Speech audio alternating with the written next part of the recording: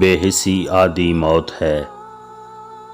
مصیبت کی شکایت نہ کرو، اس سے خدا ناراض اور دشمن خوش ہوتا ہے۔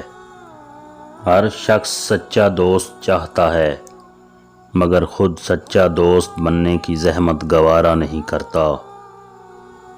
معاف کر دینا سب سے اچھا انتقام ہے۔ اچھے لوگوں کی خوشبو مخالف سمت میں بھی پہنچ جاتی ہے۔ جو شخص اپنی عظمت کے گیت گائے وہ ہرگز عظیم نہیں ہو سکتا۔ چلتے وقت خیال رکھو کہ تمہارے پاؤں کی دھول سے کسی کی منزل نہ کھو جائے۔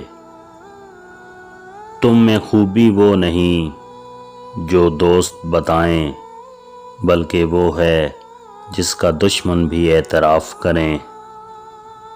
دشمن سے کم اور دوست سے زیادہ ڈرنا چاہیے۔ خیالات کی آمدنی کم ہو تو الفاظ کی فضول خرچی مت کرو۔ کوشش کر کے ناکام ہو جانا بہتر ہے، بجائے اس کے کہ کوشش ہی نہ کی جائے۔ کسی کا دل نہ دکھاؤ، ہو سکتا ہے اس کے آنسو تمہارے لیے سزا بن جائیں۔ دنیا کی مصیبتوں کا آدھا حصہ زبان کا پیدا کردہ ہے۔ خوشی منانے سے پہلے ایک نظر دوسرے کے غموں پر بھی ڈال لو۔ سکون مقدر میں نہ ہو تو کہیں پر بھی نہیں ملتا۔ تاریخ گواہ ہے کہ انسان چند لوگوں کو تھوڑے عرصے کے لیے بے وقوف بنا سکتا ہے، لیکن سب کو زیادہ دیر تک نہیں۔ ہم کسی بھی چیز سے تب تک خوف زدہ رہتے ہیں جب تک اس کی حقیقت سے لا علم رہیں۔ تقریباً ہر وہ مریض جو ماہر نفسیات کے پاس جاتا ہے خود اعتمادی سے محروم ہوتا ہے۔